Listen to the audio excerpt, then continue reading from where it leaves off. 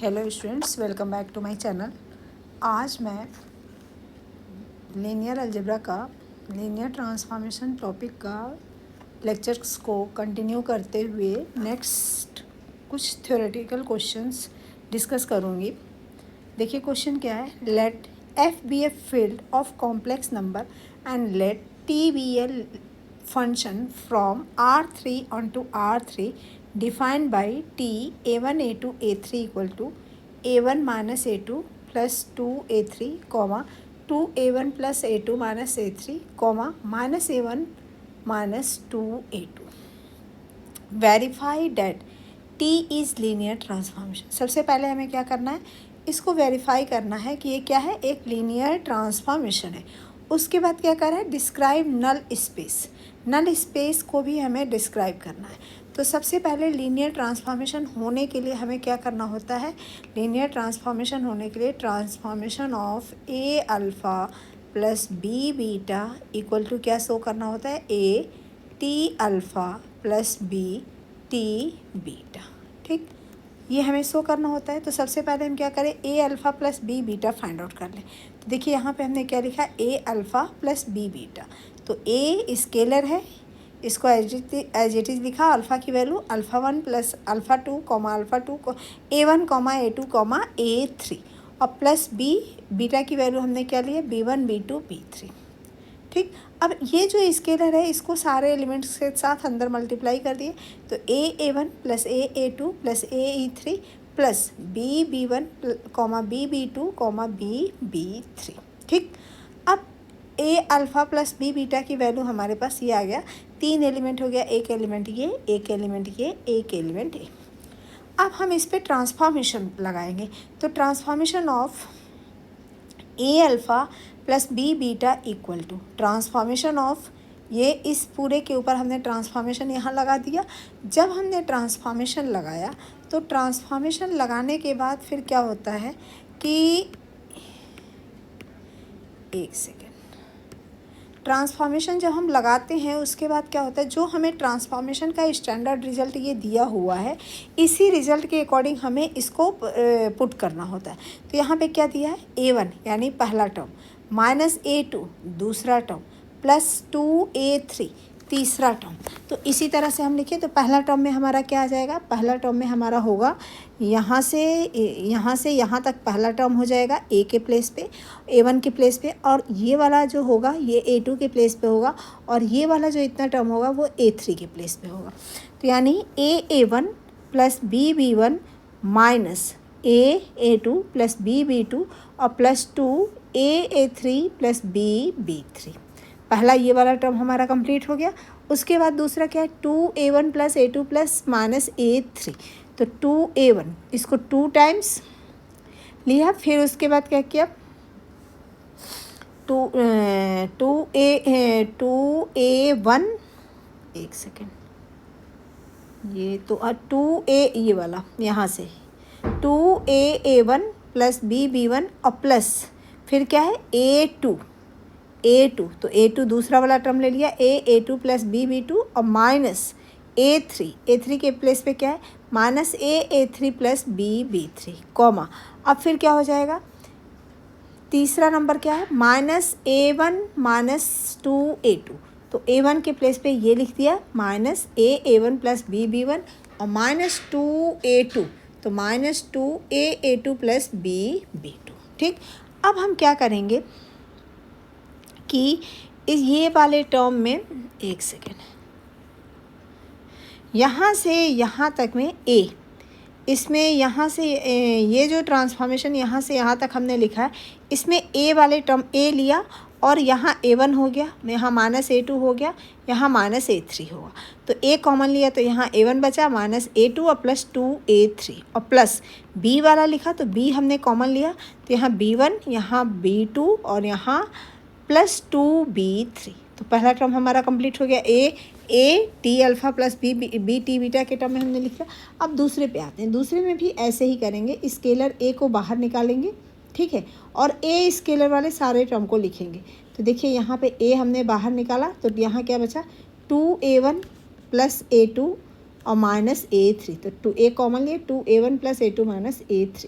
अब फिर B common लेंगे तो 2B1 plus B2 minus B3 comma, फिर हम तीसरे टर्म पे चलते हैं ये वाले पे, तो यहाँ पे क्या हो जाएगा, A को कॉमन लेंगे तो minus A1 plus minus 2A2, तो देखिए दूसरे वाले में माइनस A1 माइनस 2A2, और फिर B को कॉमन लेते हैं तो माइनस B1 माइनस 2B2।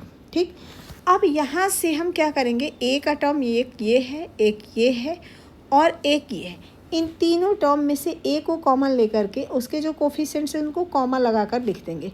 तो A को हमने यहाँ कॉमन ले लिया, और A को जब हमने कॉमन लिया तो यहाँ पे पहला वाले में A1 minus A2 plus 2A3 है, कॉमा दूसरे वाले में यहाँ पे क्या है 2A1 plus A2 minus A3, तो comma minus 2A1 plus A2 minus A3 और comma minus A1 minus 2A2 हो गया, और फिर प्लस B, फिर क्या आ जाएगा B जब हम लेंगे तो B1 minus B2 plus 2B3, और दूसरे वाले B में यहाँ पे 2B1 plus B2 minus B3।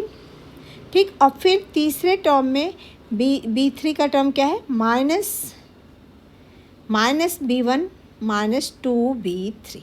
ठीक, तो इस तरह से ये हमारा ये वाला पूरा टर्म क्या हो गया, पहला टर्म ये वाला आ गया, फिर दूसरा टर्म ये वाला आ गया, और फिर तीसरा टर्म ये आ गया, यानी A ये T अल्फ़ा हो गया, और B ये देखिए ये यहाँ पे पहला टर्म A के टर्म में है, यहाँ B के टर्म है तो T बीटा, यानी ये क्या हो गया, ये एक लीनियर ट्रांसफॉर्मेशन हो गया, क्योंकि T A alpha plus B beta equal to A T alpha plus B T beta.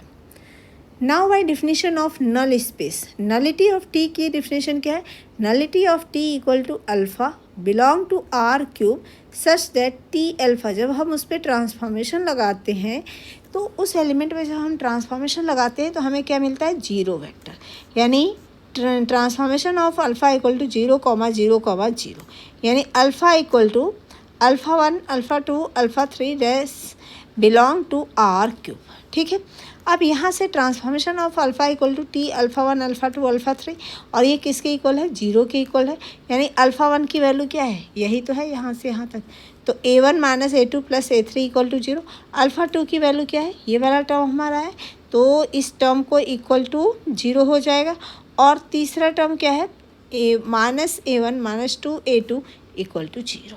ठीक, तो यहाँ पे हमने ये तीनों टर्म, इस वाले टर्म को, इस वाले टर्म को और इस वाले टर्म को इक्वल टू 0 ले लिया। अब हमें इसकी रैंक निकालनी है, तो उसके लिए हम क्या करेंगे, इसको डिटर्मिनेंट फॉर्म में लिखेंगे, पहला रो का पहला इक्वेशन का कोई कोफिशिएंट को हम फर्स्ट रो में लिखते हैं 1 माइनस 1 2, तो 1 माइनस 1 2, फिर दूसरे रो में A1 का कोफिशिएंट क्या है 2, A2 का कोफिशिएंट क्या है 1, और A3 का कोफिशिएंट क्या है -1, तो 2 1 माइनस 1, फिर A3 के कोफिशिएंट में थर्ड रो में -A1 -2 और 0 हो जाएगा।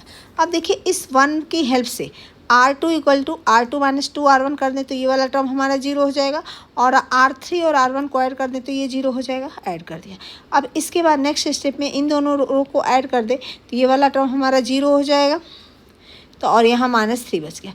अब इसमें कोई भी रो 0 नहीं हो सकती है, तो अब यहाँ पे रैंक इसका क्या आ गया, रैंक आ गया 3, नंबर ऑफ नॉन जीरो रो। अब रैंक 3 हो गया, नलिटी, और डायमेंशन ऑफ यू कितना है, dimension of you is also 3, कितने एलिमेंट से स्टार्ट है 3 से, तो डायमेंशन और रैंक दोनों सेम हो गया, तो उस केस में क्या होता है, nullity rank T plus nullity of T equal to dimension of U, तो रैंक टी हमारा कितना आ गया 3, और प्लस नलिटी ऑफ टी हमें फाइंड आउट करना है equal to dimension of U 3, तो यहाँ से नलिटी ऑफ 3 क्या आ गया इक्वल टू 3। ठीक, तो ये हमारा, अब यहाँ पे देखिए क्या है कि जब हमारा determinant in matrix echelon form there are non zero row, कोई भी रो जो है वो जीरो नहीं है, तो रैंक इसकी क्या होगी, 3 होगी। Which is equal to the number of unknown, तो यहाँ से हमें नलिटी ऑफ टी की वैल्यू क्या मिल गई, 0 मिल गई। इसका मतलब जितने उसमें स्केलर A1 A2 A3 है सबकी वैल्यू 0 है, तो nullity of T equal to क्या हो गया, 0,0,0। ये हमारा क्वेश्चन नलिटी का ये एक्सप्लेनेशन कंप्लीट हो गया। अब देखिए नेक्स्ट क्वेश्चन है, ये कभी पीजीटी में किसी टाइम पूछा गया है, ठीक। तो ये क्या हो जाएगा, describe explicitly the linear transformation T such that R square to R square such that transformation of 2,3 equal to 4,5 transformation of T 1,0 equal to 0। Describe explicitly of linear transformation. आपको क्या बनाना है, लीनियर ट्रांसफॉर्मेशन बनाना है। तो जिस element पे ये लगने पे ये रिजल्ट आ रहा है, तो यहाँ से क्या हो जाएगा, alpha equal to 2,3, beta equal to 1,0। ये दिया हुआ है हमें, अल्फ़ा इक्वल टू 2,3 और beta equal to 1,0। Now let A, B belong to R such that, अब A alpha plus B beta equal to हम क्या ले रहे हैं, 0 वेक्टर, ठीक। अब A alpha plus B beta equal to 0 vector ले रहे हैं, तो A अल्फ़ा 0 वेक्टर को हम क्या लिख सकते हैं, 0,0। अब यहाँ पे अल्फ़ा की वैल्यू क्या है, 2,3, बीटा की वैल्यू क्या है, 1,0। तो अल्फ़ा 2,3 प्लस बी, A ये A है, A 2,3 plus b 1,0 equal to 0। अब यहाँ से करस्पॉन्डिंग एलिमेंट को ऐड कर ले, तो 2A प्लस बी 3A। अब 2A plus B equal to क्या हो जाएगा, 2A plus B equal to 0 और 3A इक्वल टू 0। तो यहाँ से A की वैल्यू 0 मिल जाती है और A की वैल्यू जब यहाँ रखेंगे तो B मिल जाएगा। अब जब दोनों स्केलर 0 आ गए तो इसका मतलब क्या होता है कि लीनियरली इंडिपेंडेंट होगा। जब हमारे दोनों स्केलर सारे स्केलर्स 0 आ जाते हैं और जब कोई भी सेट लीनियरली इंडिपेंडेंट होता है, उसको लीनियर कॉम्बिनेशन के फॉर्म में लिख सकते हैं, तो एक वो बेसिस फॉर्म करता है, ठीक। यानी dimension of R square equal to 2, thus 2,3 and 1,0 form a basis of R square. अब हमें इसका क्या फाइंड आउट करना है, ट्रांसफॉर्मेशन बताना है कि किस पे ये ट्रांसफॉर्मेशन लग रहा है। तो लेट, इस केस में हम क्या करते हैं, let x, y be any element of R square. अब x, y को हम लीनियर कॉम्बिनेशन के फॉर्म में लिखें, p alpha plus q beta, और यहाँ पे क्या दिया है, t 2,3, ठीक है। तो p अल्फ़ा की वैल्यू क्या है, 2,3 प्लस q 1,0, दूसरा बीटा की वैल्यू क्या है, 1,0। अब करस्पॉन्डिंग एलिमेंट को ऐड कर ले, तो 2p प्लस q और कॉमा 3p और 3p, ठीक। अब यहाँ से अगर हम कंपेरिजन करें तो 2p plus q equal to क्या है, x, और 3p इक्वल टू क्या है, y। तो यहाँ से p की वैल्यू क्या आ जाएगी, y/3, और q की वैल्यू क्या आ जाएगी, देखिए q की वैल्यू क्या होगी, p इक्वल टू y/3 और q equal to x minus 2p। तो x की वैल्यू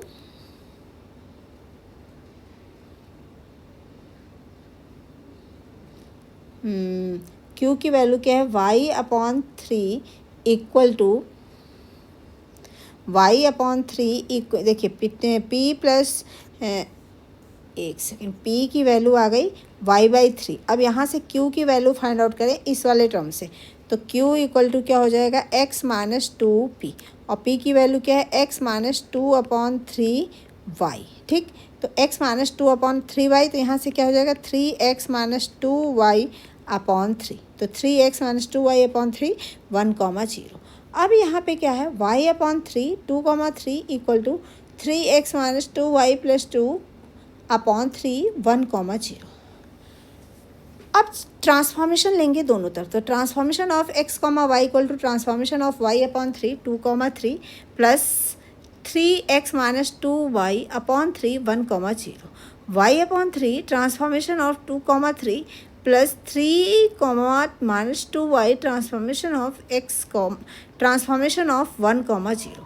अब ट्रांसफॉर्मेशन ऑफ 2, 3 का रिजल्ट क्या आ रहा है? ट्रांसफॉर्मेशन ऑफ 2, 3 का रिजल्ट है 4, 5 और 1, 0 का रिजल्ट क्या है? 0, 0। इस वैल्यू को हमने यहाँ रखा 4, 5 और 0, 0। तो देखिए 4y/3 आ जाएगा और यहाँ से ये 4y/3 और दूसरा 5y/3, ये वाला तो पूरा टर्म 0 हो गया। तो ये हमारा लीनियर ट्रांसफॉर्मेशन आ गया। होप आपको समझ में आया होगा। अब इसके बाद हम नेक्स्ट वीडियो में डिस्कस करेंगे। तो इसके लिए आप हमारे चैनल को सब्सक्राइब कर लीजिए, बेल नोटिफिकेशन को ऑन कर लीजिए, जिससे आपको सारी आने वाली वीडियो की इन्फॉर्मेशन मिलती रहे। Thank you.